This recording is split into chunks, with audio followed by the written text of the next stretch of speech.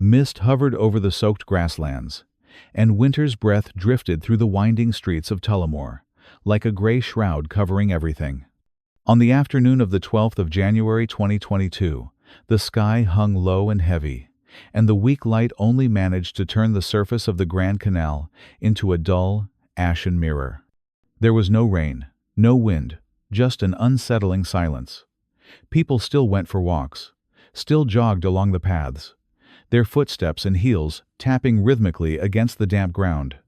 But somewhere, hidden in that icy air, there was a faint, metallic scent, sharp and cold, a scent that hinted at something terribly wrong.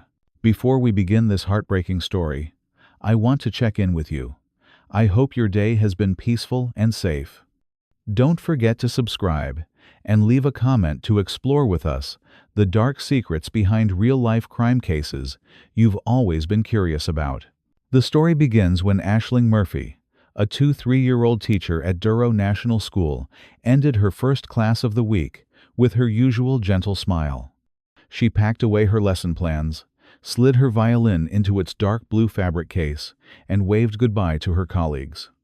Just before leaving the classroom, she turned back and cheerfully said, "I'll go for a quick run and head home. The weather's perfect today." Those words drifted lightly through the air like a breeze, and no one could have imagined it would be the last time they'd ever hear her voice. As she did every day, Aisling chose the path along the Grand Canal, a grassy trail a few kilometers from the school. For her, it was a place of calm, where nature's quiet blended with the rhythm of her footsteps, where every breath felt like a pulse of life. She put on her earphones, softly hummed along to a familiar Irish folk tune, and let the world blur into tranquility. To those who passed her by, she was just a young woman full of life, her bright sportswear standing out against the gray winter sky. No one knew that within minutes, that serene scene would shatter violence, was already crawling silently toward the heart of a peaceful town. That seemingly ordinary winter afternoon would be carved forever into Ireland's memory. A moment when a breath, a step, a fleeting instant became the line between life and death. Around 4 o'clock that afternoon, on the path along the Grand Canal near Cappencur, a man riding his bicycle as usual suddenly froze. On the damp ground tangled with wet grass, he saw a black woolen hat smeared with mud, lying abandoned. Beside it, a phone's screen still glowed, vibrating incessantly with missed calls. A chill ran down his spine. Sensing something terribly wrong, he approached slowly, and in that instant, his heart seemed to stop. A few strands of blonde hair glimmered faintly through the wet grass under the dim, silvery light of dusk. He screamed for help, his voice cracking in the cold air, echoing down the silent stretch of the canal. When the police arrived, the air itself seemed to harden. The ground was slick with mist. A pair of broken earphones lay twisted near the water's edge, and the sports watch on her wrist had frozen at 16:28, as if even time had been forced to stop before the crime. Aisling lay on her side, a deep wound slashed across her neck, blood soaking through her running jacket, her eyes half closed, as though she had simply fallen into a tired sleep. The news spread like an icy wind sweeping across the fields. Within less than an hour, the entire canal path was sealed off. Patrol cars flashed blue lights, search dogs combed every patch of grass, and the forensic team crouched down, collecting the tiniest fragments of truth. Tullamore, a town so peaceful that people often left their doors unlocked, had never witnessed anything like this. Residents gathered along the opposite bank, their faces hollow, struggling to accept the unthinkable. A tragedy had struck the young woman everyone knew and adored. Even seasoned investigators were shaken. A young schoolteacher with no enemies, no conflicts, had been attacked in broad daylight, in what was considered one of the safest places in town. Every inch of the ground was scanned, every footprint, tire mark, and thread recorded. Every clue suggested the killer knew the terrain well, chose the perfect moment, acted swiftly and decisively, then vanished before anyone could react. A terrifying silence settled over the scene, broken only by the soft lapping of water against the bank, like the slow, faltering heartbeat of a small town being swallowed by darkness. Police concluded that Aisling Murphy had been attacked while jogging along the canal path, just a few hundred meters from a residential area. It was a route she ran every afternoon after teaching, a ritual as familiar as her own heartbeat. Initial data showed she had no prior connection to her attacker. Moments before the assault, her phone recorded her listening to a traditional Irish folk tune, the same melody she often used when practicing violin with her students. Everything came to an abrupt end at 16:28. The exact moment, her watch logged a sudden drop in heart rate, matching the second the killer struck. The next day, the young teacher's face was everywhere, splashed across television screens, news sites, and social media feeds. Tullamore was wrapped in mourning, the story of a woman brutally murdered in broad daylight, spreading fear like a cold wind through the town. As the community reeled in grief, investigators began tracing her final movements, looking for anything that could lead them to the killer. Security footage near the school captured Aisling, leaving work at 3:21 p.m., wearing a blue sports jacket, black leggings, her hair tied up high. At 3:47 p.m., she was seen jogging past Digby Bridge. That was the last time anyone saw her alive. What followed was a 10-minute gap brief enough to seem insignificant, but long enough to turn an ordinary afternoon into a national tragedy. Tullamore had always been a peaceful town, but the murder cast a shadow over everything. A quiet sense of trust gave way to vigilance and rage. Locals began warning one another to avoid the canal paths in the late afternoon and evening. Law enforcement tightened patrols, increased their presence, and urgently worked to hunt down the killer. The case was no longer just a homicide, it had become a communal shockwave, forcing a reckoning with the question of women's safety in public spaces. The first witnesses brought crucial details. Several people reported seeing a man with dark hair, wearing a black jacket, riding a bicycle in the opposite direction of Aisling's run. One woman vividly recalled his unnerving eyes scanning the area again and again, as if calculating something. The consistency between these accounts allowed police to narrow their search to a small group of foreign nationals living near the Grand Canal. One name stood out among the suspects: a 1-year-old Slovakian man named Jozef Puska, a resident of Offaly. His record was dotted with suspicious behavior, and his movements on the day of the murder were unclear. Investigators quickly expanded their search, cross-referencing his route with nearby surveillance footage. Within days, the puzzle pieces began to fall into place. Jozef Puska was known as a quiet, withdrawn laborer living in an old building in Tullamore. He rarely spoke, barely interacted with neighbors, and was mostly seen biking to and from work, head down, avoiding eye contact. But when he did look at someone, it was unsettling too long, too intense, especially toward women. A neighbor later said that his gaze made her skin crawl. Hollow, empty, as though he wasn't truly looking at anyone, but staring into some dark, private abyss. When police tracked down his bicycle, they found mud on the tires, the same distinctive type as the soil at the Grand Canal crime scene. His jacket bore a tear at the shoulder, perfectly matching a fiber sample collected near Aisling's body. Brought in for questioning, Puska claimed he'd been injured in an unrelated fight. But his story shifted hour by hour, contradicting itself with each retelling. The mask was beginning to slip. Meanwhile, the results from the crime scene examination thickened the air in the investigation room, like a physical weight pressing down on everyone present. The wound on Aisling's neck was deep, clean, and precise, the signature of an industrial folding knife, the kind often used in mechanical work or for cutting electrical cables. She had fought with everything she had. Bruises covered her hands, several fingernails were broken, and long scratch marks stretched across her face. Under her nails, investigators found DNA that matched Jozef Puska exactly. Piece by piece, the fragments of evidence fused into a portrait of calculated violence, one where rationality had been crushed beneath the weight of festering, blind rage. Later records revealed that Puska had a documented history of psychological instability. He lived in isolation, feeding warped beliefs that women mocked and looked down on him. It was a textbook pattern of delusional resentment, a feeling of powerlessness that curdled over time into gendered hatred.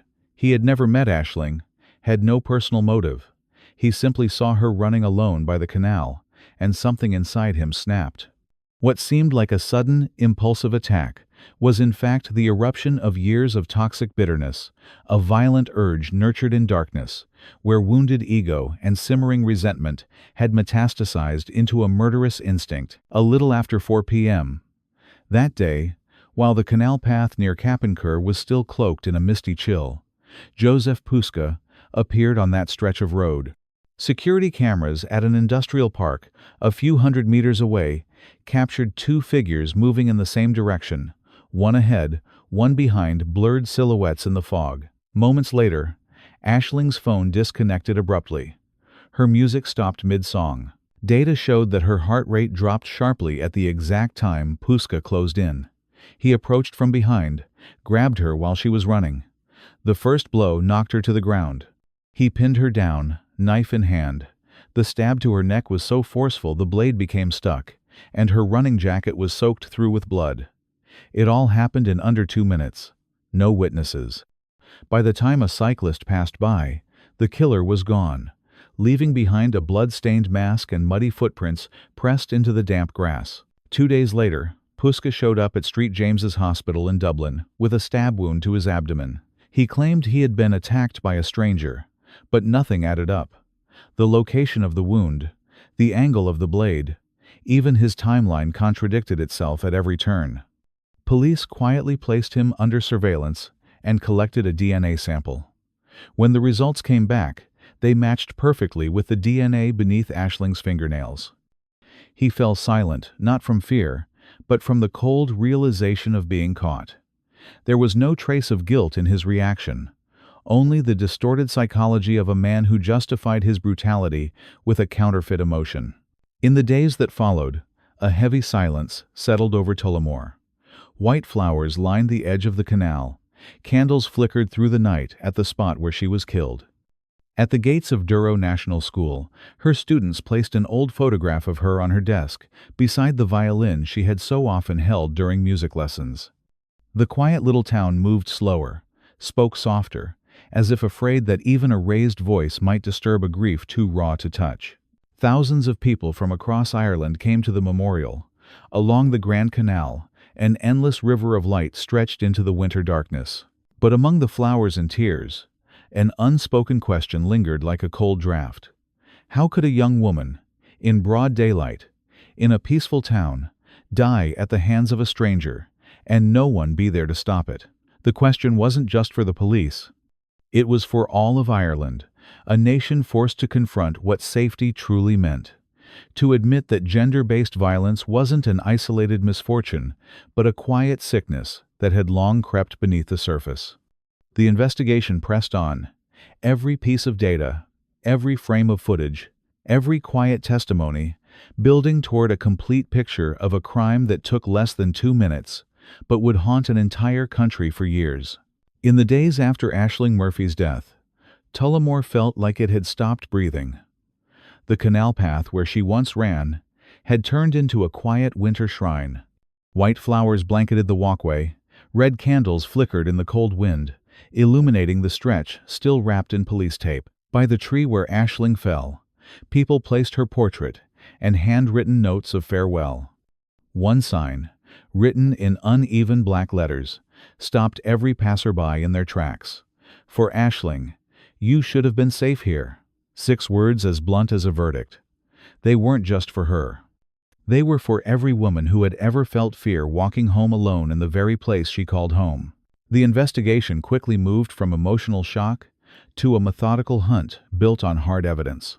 Gardaí mobilized one of the largest operations in the town's history, gathering more than 25,000 hours of CCTV footage from across Tullamore and surrounding areas, piecing together every step of both victim and suspect. From this massive trove of data, a precise timeline emerged. Aisling leaving the school, parking her bike near the Grand Canal, walking toward Digby Bridge. And Joseph Puska, recorded multiple times that same day around the area, riding a black and blue mountain bike that stood out against the gray of winter. These weren't vague eyewitness accounts. They were concrete, consecutive images, tracing the path of both lives as they collided on that cold January afternoon. The key frames from surveillance footage painted a chillingly clear picture. At 12:25 p.m. on the 12th of January 2022, Joseph Puska was captured riding his bicycle from Muckleg toward Tullamore. Multiple witnesses and cameras later confirmed the same figure and bike along the route. At the crime scene, investigators found a black and blue Falcon Storm bicycle abandoned near where Aisling had collapsed. Fingerprints beneath the saddle and biological traces on the handlebars matched Puska's prints and DNA. One forensic expert testified that the probability of the DNA belonging to anyone other than the accused was roughly 1 in a billion, a near absolute statistical certainty. This turned the bicycle into a crucial anchor point, tying Puska directly to the canal path. Parallel to the CCTV trail, Aisling's Fitbit device became the black box of her final moments. Just before 3:31 p.m., the watch recorded a sudden spike in heart rate, followed by erratic fluctuations.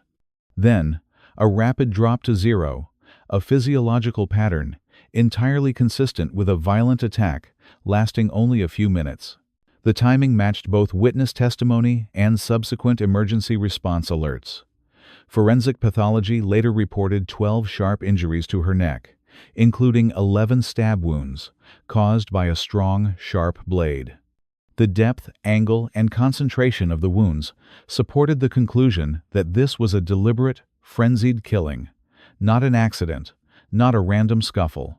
Another decisive element came from what investigators called defensive DNA.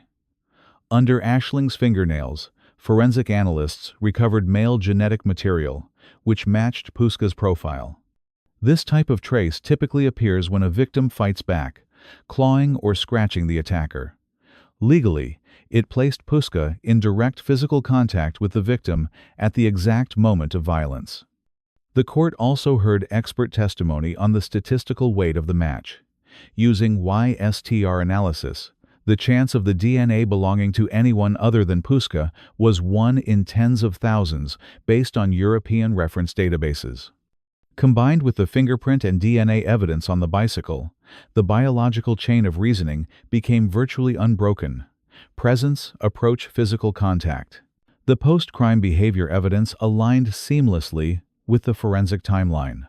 2 days after the murder, Puska appeared at St. James's Hospital in Dublin with stab wounds to his abdomen.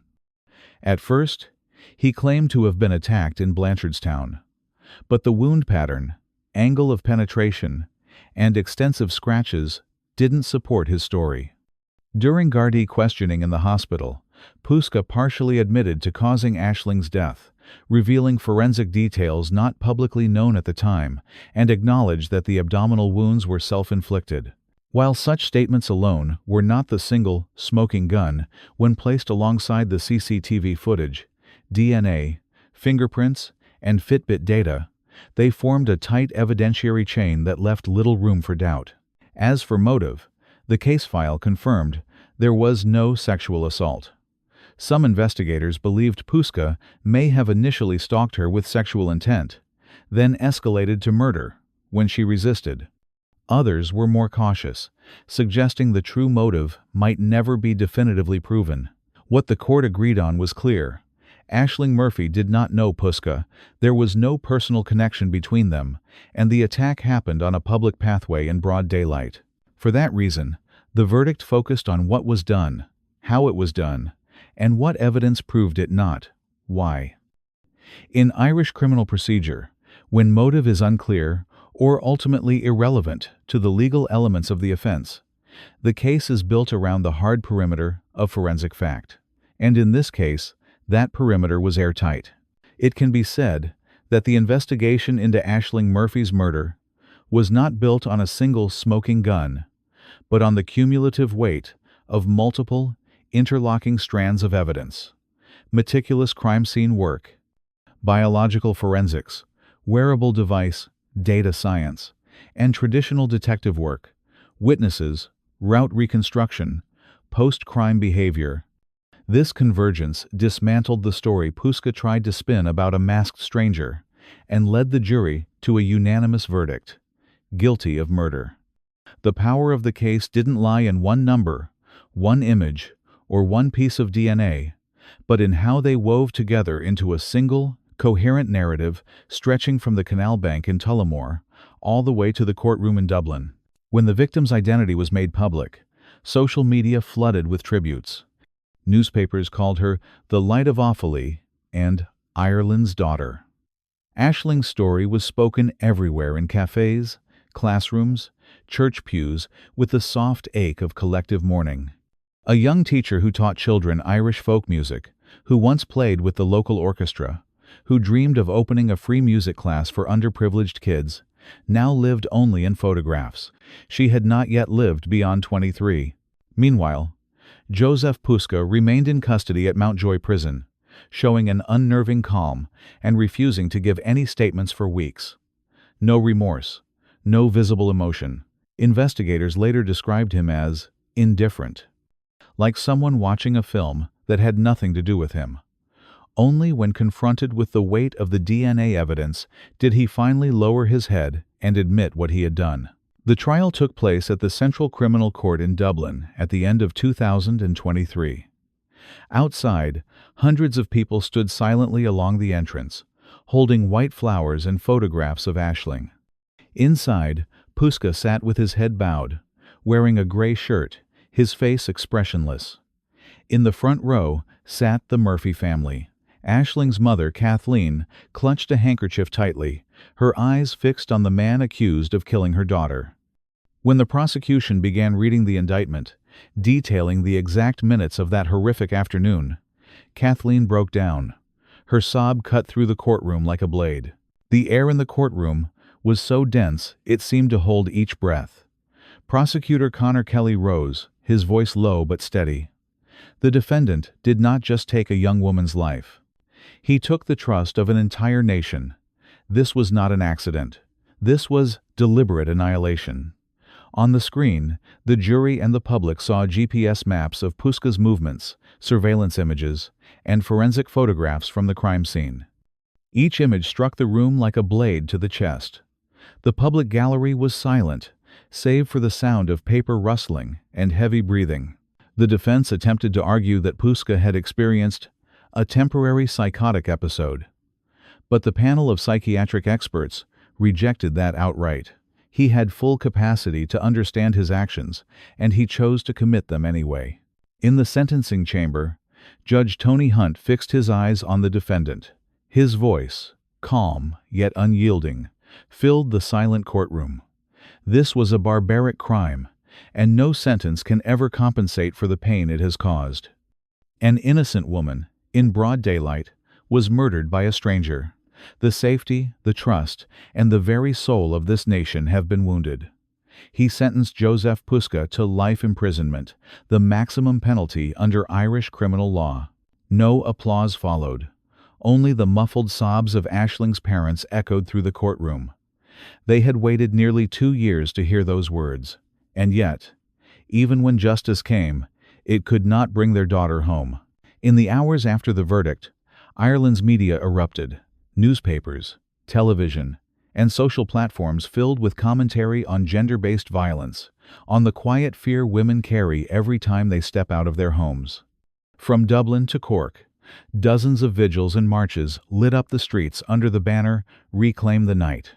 Thousands of women walked together, candles in hand, holding signs that read, "Women deserve to walk home safe."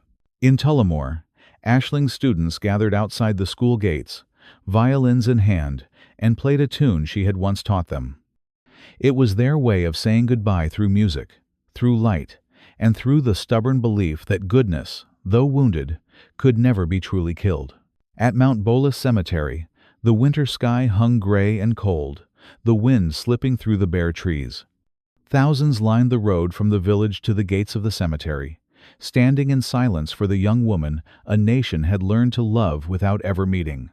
Her oak coffin was draped in the Irish flag. On top rested the fiddle she had played at community concerts. As the procession came to a stop, a hush fell over the crowd. The parish priest spoke softly.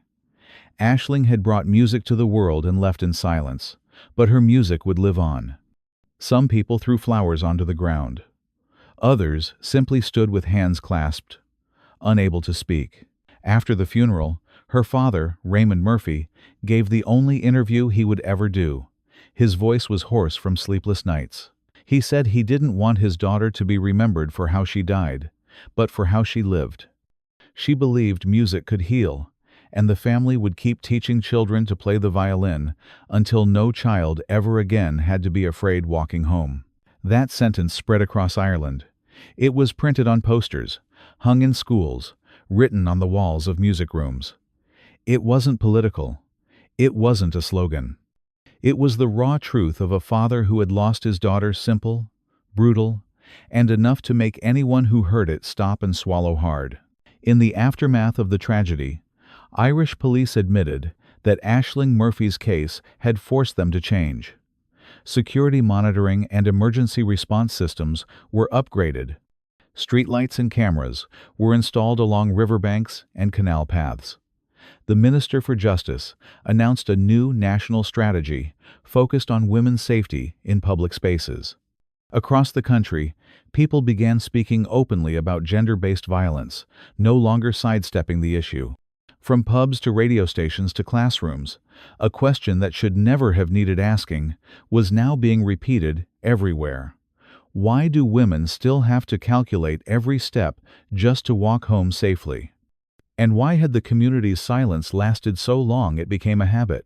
What haunted people most was a small, fragile detail.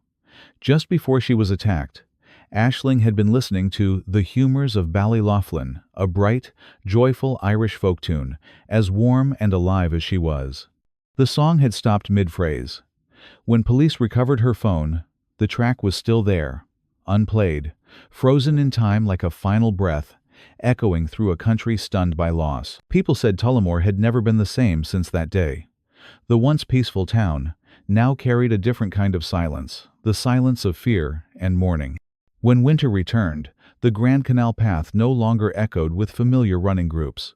Only a few lone figures hurried past beneath weak yellow lights. The streetlights came on earlier. The cameras watched every corner. But unease still clung to the ground like fog that refused to lift. Even with the killer behind bars, that sense of danger hovered weightless yet suffocating.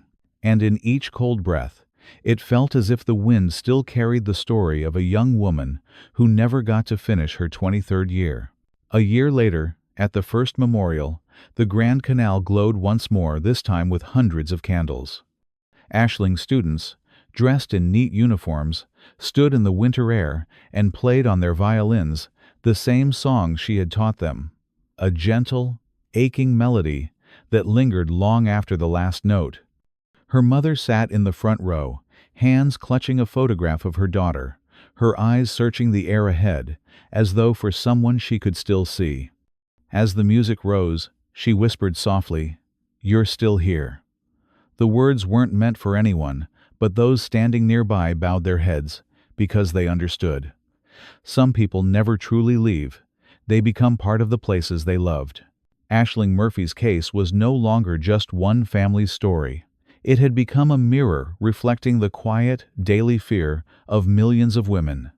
The fear of being followed, attacked, judged, simply for existing alone. Her death jolted Ireland awake from the illusion of safety, forcing society to face the truth. Safety isn't a privilege. It's a basic human right.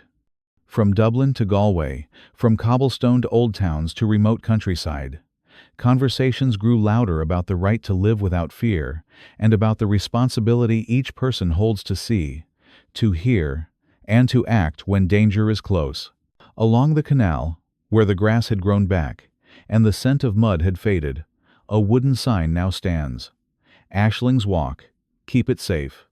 Fresh flowers are placed at its base every week. Some bring white chrysanthemums. Others stop for only a moment, silently, as if part of an unspoken ritual. Life in the town has resumed its rhythm, but within that ordinary rhythm, there remains a hollow space that can never be filled.